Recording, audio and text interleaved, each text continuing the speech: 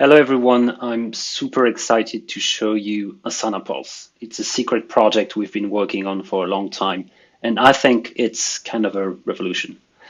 Asana Pulse will help you maintain a healthy Asana account as well as reporting on the way your teams are using Asana and help you improve everything overall.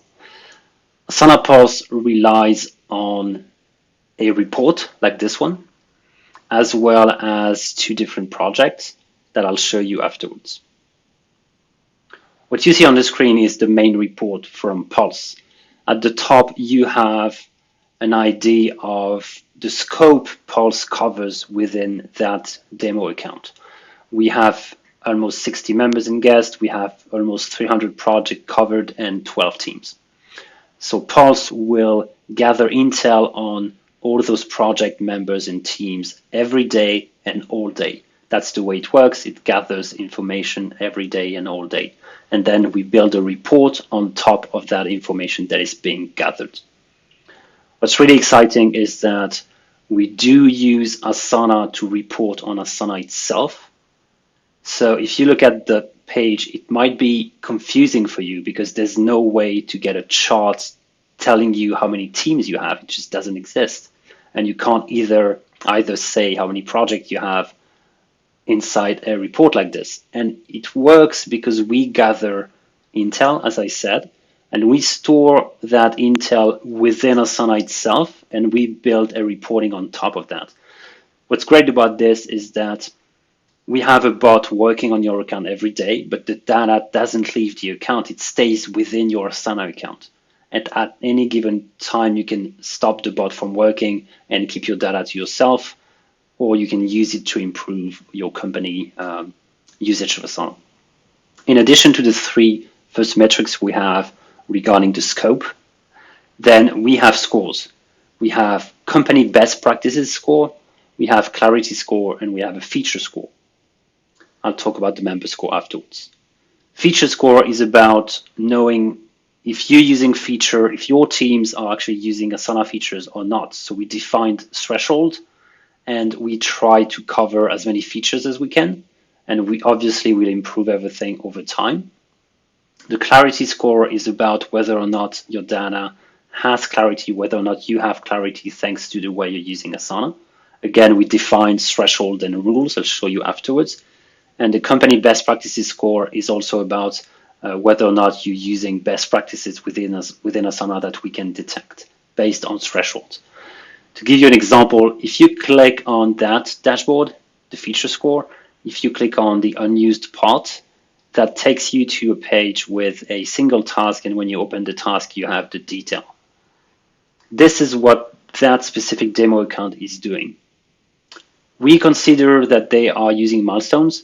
We found 8 milestones out of the set of tasks we looked at. It's not on the entire account, it's a set of tasks. That account is not using approvals. They are neither using tags. This is not good or bad. This is just a way to start a discussion. You're not using approvals. Is that because you never trained anyone on using them? Is that because they don't make sense for you? Same question for the tags. We can see that there's no project with custom field at the portfolio level. Do you know that exists? Do you know that if you're using portfolios, you can actually have custom fields attached to the project? Again, it's a way to start a discussion. Did you know you can pin comments in a task? Because out of the task we looked at, we couldn't find any pinned comments. So starting a discussion, it's all what Pulse is about. If I go back to the reporting, we also have the member score. And the member score is based on a project that lists all the members with their scores that I'm going to show you afterwards. The other charts are just charts you can decide to build yourself because all that data, all that underlying data is within your account, so you can do almost anything. You have the number of projects, and each day it gets updated as a task, so you can build a chart telling you how many projects you have over time. That account has more and more and more projects every month. Also, we look at the evolution of the clarity score. And in September, we had some issues, and you can actually click through to see what was the issue there. And you can see it's coming back up, but it's going back again, back down again. So each KPI we gather could be used to build a chart like this. If I go into the Pulse team, all that data is organized within something we call the Pyramid of Clarity, which is the pyramid Asana created. That project is organized by layers: member, task, project, portfolio, goals, etc. We try to gather intel on everything based on the technical possibility we have.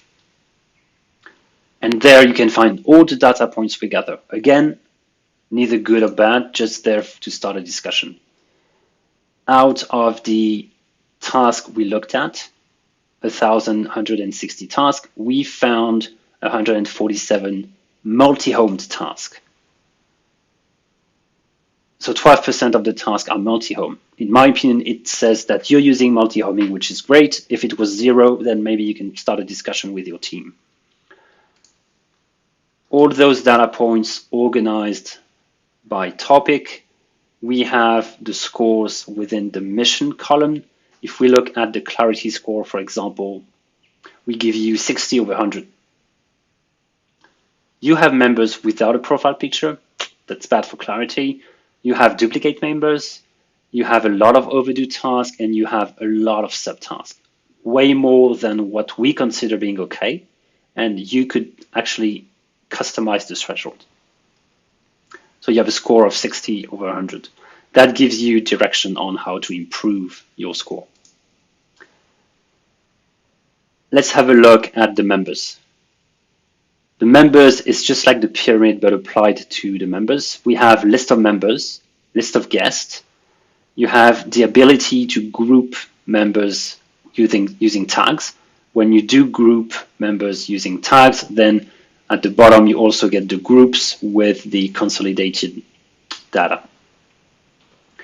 Each member gets a score based on the other columns. Does the user have a picture, a name, a duplicate? When was the last created task, last completed task? We try to gather as much intel as we can on what that user actually did within Asana and when. How many overdue tasks does the person have? How many overdue by more than 3 months does the person have? And that helps us build a profile of that person and deciding what's the score. Someone that has a very low score might be someone with no picture. They have a duplicate, so 2 accounts with the same name, and they haven't used Asana in a while, or they have too many overdue tasks.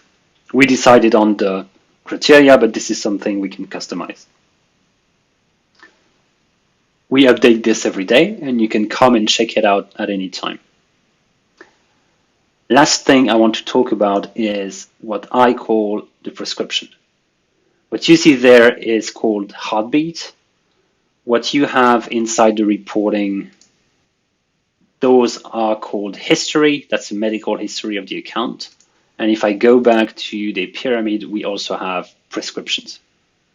Prescriptions are actions created for the admin of the account to fix issues with the account.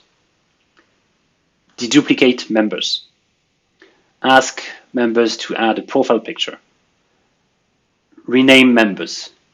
Goals without a date. Project with outdated statuses.